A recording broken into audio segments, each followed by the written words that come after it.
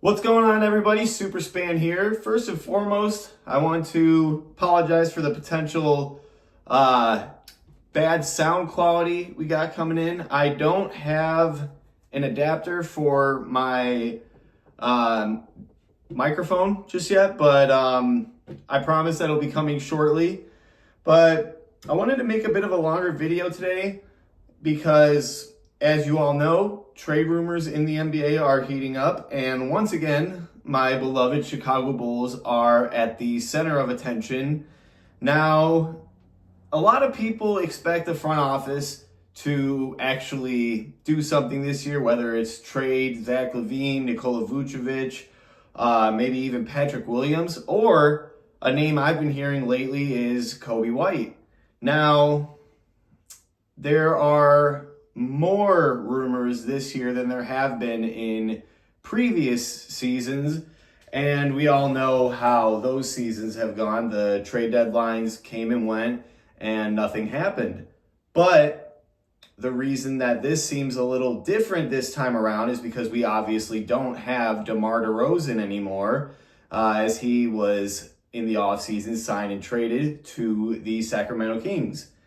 But with all that being said, and all the potentially positive news that's come out about the Bulls wanting to trade Zach Lavine and Vooch, well, there comes a little bit of sad news, as Brian Windhorst recently said that as far as the Zach Lavine trades are concerned, there is little to no progress in that because of Zach's contract. I mean, it's kind of a broken record situation going on here. We've heard it for a little while now, ever since he signed that extension with us.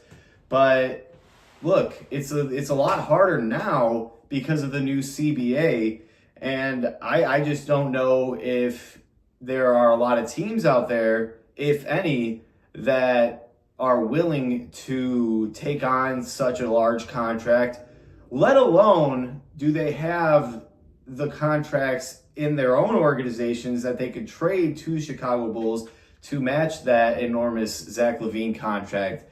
I'm no expert when it comes to the new CBA, but I feel like I have a basic understanding of how it works, like a very, very basic understanding. And yeah, I mean, it's just from what I've heard, it's extremely complicated for any team to even take on such a contract.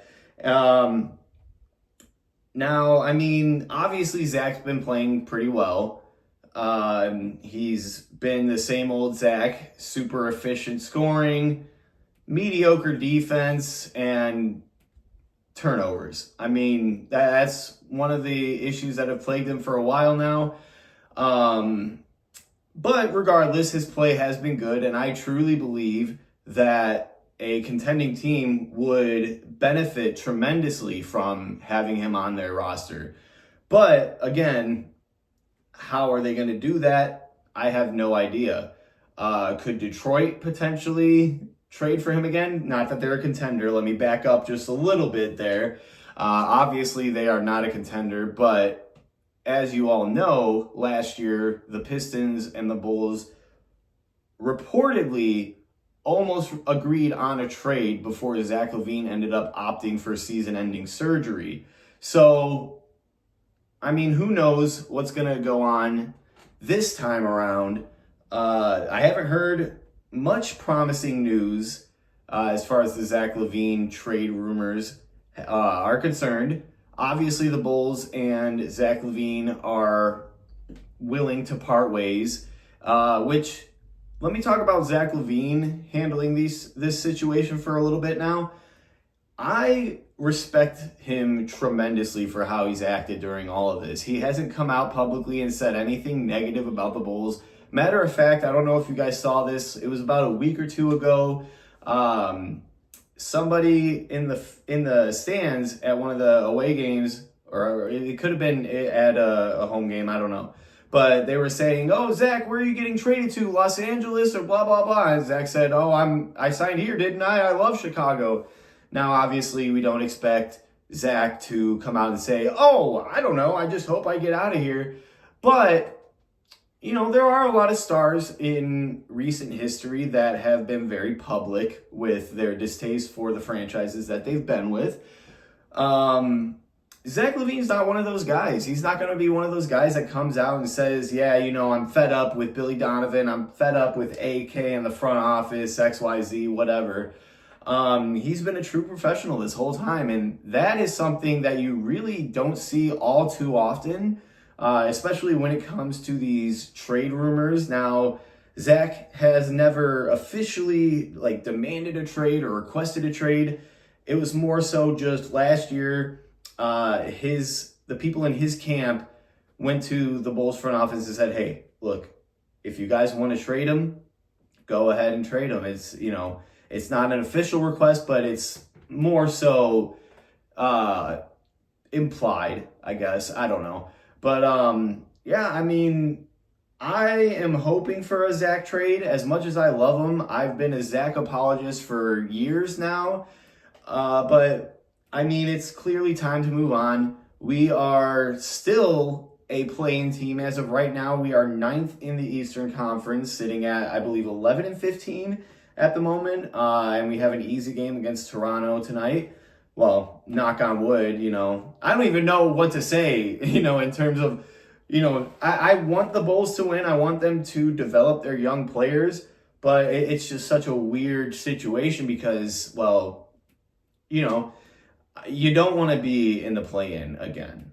The play-in, I feel like, would be most ideal for teams that are up and coming and looking to get a taste of the playoffs or, sort of just take a next step. If Charlotte were to be a play-in team and were to make significant progress in the development of their guys other than LaMelo and Brandon Miller. Obviously those two have been great, with the exception of LaMelo's injuries. But for the Bulls, they have an aging core, and they're not going to get any better. They're not bad enough to get a top pick, but they're not good enough to contend. It's the age-old issue with the Chicago Bulls. Now, as far as Vuce is concerned, he's also having a tremendous season. He is having arguably his best season of his career. He's shooting very well from three. He's averaging 21 points and 10 rebounds a game and shooting 58% from the field. And I just saw this, 47% from the three. It's amazing, the year that he's having. I really enjoy seeing that. I enjoy watching him. But, again, it's another one of those guys, you got to get rid of him. Especially while he's at his peak. You got to trade him. It's what's best for the future of this franchise.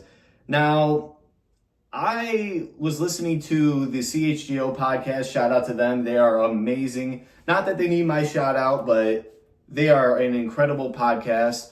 And they were mentioning how if we were to get rid of Vuce, it would arguably do more towards our tanking hopes. Now, again, I'm not going to be one to outright say, hey, let's tank. But, let's be honest. Cooper Flagg looks like a hell of a prospect, and there are many more guys in this draft. It's not like the 2024 draft where there's hardly anybody to look forward to besides Matas. I love that guy. But it's a pretty darn good draft. If you were to be able to select one of those top 5 players, you're off to a pretty good start in a real youth movement. But apparently the Bulls are looking for a first-round pick in a Nikola Vucevic trade. For some reason, that is not looking incredibly promising just from the articles I've been reading. Apparently, that's a high asking price, which I'm no expert, really. I just make these videos in my apartment or whatever, right? But how is that a lot to ask? You're not even asking for 2 first-round picks. You're not asking for a young star and a first-round pick. Like if we were to trade him to the Lakers. Now, again, back to the whole CBA thing, who knows how that's going to work, but I don't really think that's a whole lot to ask for. I could be wrong though. Maybe it is, but I just think it's a little ridiculous to look at a guy like Vooch, who's having a career best season and not a bad injury history by any means. He's one of the rare Ironmen left in the NBA as far as like star players are concerned, for sure. So I don't get why a team that is either on the brink of contention or is in contention just looking to get even better would be hesitant to give up a first round pick for him. I don't know. Maybe they're just being a little stingy. Who knows? I personally don't get it, but I guess we'll see. I wouldn't be surprised now if Zach Lavine were to remain on the roster for the remainder of the year and maybe even next year because of this CBA. Now I'm starting to sound like a broken record, but I mean, we'll see. We've been surprised before, but hopefully they can do something because it's getting a little out of hand here. But now let's quickly move on to Coby White. He has sort of had a stagnant year. He's been playing well still, don't get me wrong. He's still averaging about 18 a game, but he hasn't taken another step, into a Tyrese Maxey level step. He had his breakout year, but then he followed that up with an even better year last season. So, I mean, you really don't know what to do with Coby White at this point. I wouldn't be interested in trading him right now if I were the front office because, look, when did he start doing really well? When Zach was off he was hurt, when he was hurt last year. And he sort of got a promotion in terms of the scoring options for the Bulls. But, I know DeMar's gone, so that's been a pretty big reason why Coby's been able to at least stay where he was at in terms of production last year. But that's not what you want him to do. You want him to improve further. Because I believe he's coming up on a potential contract extension. I could be wrong. I don't think they've extended him yet since his rookie contract. Maybe I'm wrong. But either way, that's another guy that you're going to have to pay. And a guy that is scoring at his volume and has that much of a priority in your offense, he's going to command a pretty big contract. And do you want to pay him big money and sort of screw up your youth movement even more, or screw up any future free agency plans or trade plans or anything like that because you decided you can't get rid of a Coby White, so you had to sign him to a massive unnecessary contract? There's a bunch of different layers when it comes to a lot of these, situations where you're asking yourself, should you extend them? Should you trade them? Or should you just let them walk? At this point, as a Bulls fan, I think Zach has like a couple years left on his deal or something like that. I wouldn't mind. I would be very upset if we had to wait and we couldn't find a trade partner. But if we were to just let him walk, so be it, You at this point sort of learned that you messed up. You signed him to a huge contract expecting him to take another leap and become a legitimate first option on your team. And he just isn't. He's good. He's really good. but he's not the type of guy, obviously, that can bring your team into contention, let alone even above a play-in seed there. It seems like forever ago since we were number one in the East going into All-Star break, right? I mean, that was a million years ago, it feels like. So I think, obviously, the Bulls need to trade Zach. They need to trade Vooch.